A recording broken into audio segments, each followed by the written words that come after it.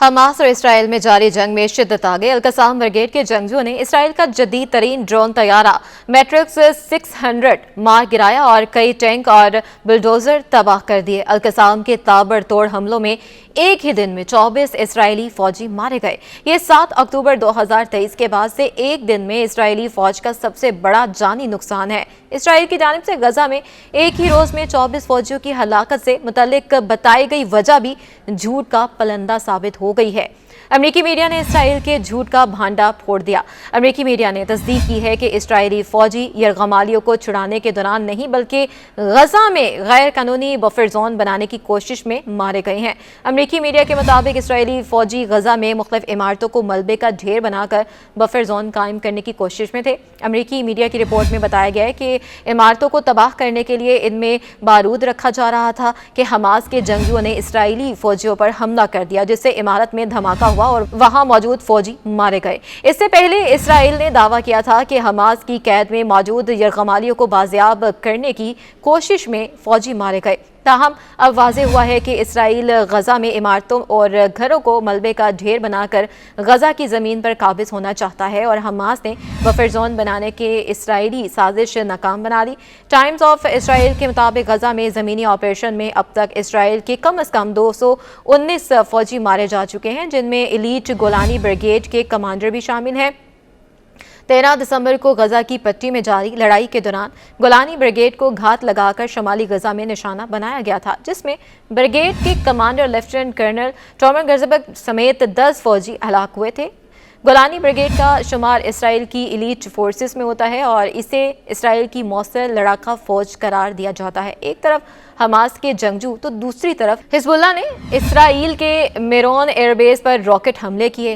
Hezbollah के हमलों में इसराइली इंफ्रास्ट्रक्चर को शदीद नुकसान पहुंचा, जबकि कई इसराइली फौजी हलाक और जख्मी भी हुए। गजा में बड़ा जानी नुकसान उठाने के बाद इसराइली फौज ने खान यूनिस में हमले तेज कर दिए। इसराइली फौज ने खान यूनिस में कायम अल नसर अस्पताल पर शदीद गोलाबारी की और चंद घंटों में 40 फ़लस्तीनी शहीद कर दिए। हमास ने आलमी इदारों से अस्पतालों को इसराइली हमलों से बचाने का मुतालबा किया है। हमास ने इस सिलसिले में कहा कि अक़वाम मुत्तहिदा, हलाल अहमर और आलमी इदारा सेहत अपनी जिम्मेदारी निभाएं।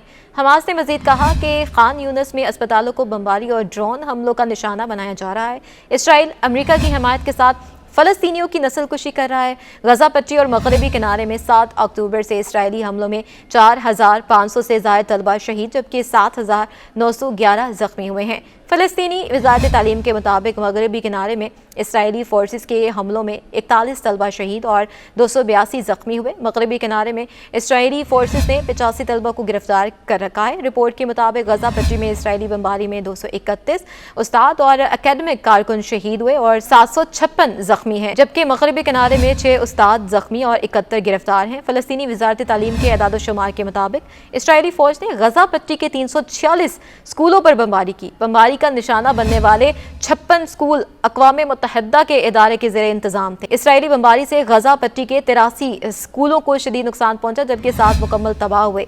मगरबी किनारे में इसराइली फोर्सेस और यहूदी आबादकारों ने 38 स्कूलों को शदीद नुकसान पहुंचाया। इसराइली फोर्सेस ने गजा पट्टी की 90% तालीमी इमारतों पर बमबारी की। गजा पट्टी में 133 स्कूलों को पनाह गज़ीनों के लिए कैंप में तब्दील किया गया, जबकि मगरबी किनारे में 55 से ज़ायद स्कूल इसराइली फोर्सेस और यहूद आबादकारों के हमलों के बाइस बंद कर दिए गए।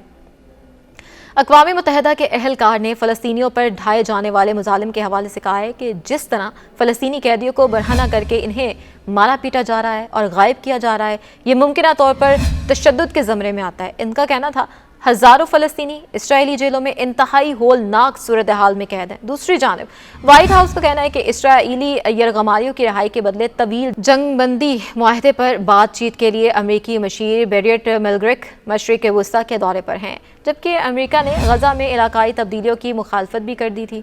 अमेरिका ने गजा में बफर जोन बनाने के इसराइली तजवीज़ की मुखालफत की और इस सिलसिले में अमेरिकी वज़ीर ख़ारजा एंटोनियो ब्लिंकन का कहना है कि इसराइल को 7 अक्टूबर जैसा हमला दोबारा होने से रोकने का हक़ है, लेकिन जब गजा की मुस्तकिल हैसियत की बात आती है तो हम تو ہم بہت واضح ہیں۔ اینٹونیو بلکنک نے کہا کہ ہم اس کی سرزمین پر تجاوزات نہ کرنے کے بارے میں واضح ہیں اور نقل مکانی کرنے والوں کو جو گھروں کو واپسی کی ہے اس کی حمایت کرتے ہیں۔ واضح رہے کہ 7 اکتوبر کے بعد سے اسرائیلی جارحیت کی وجہ سے 25,000 سے فلسطین جو ہیں وہ شہید ہو چکے ہیں اور جن میں بڑی تعداد میں بچوں اور خواتین کی تعداد ہے۔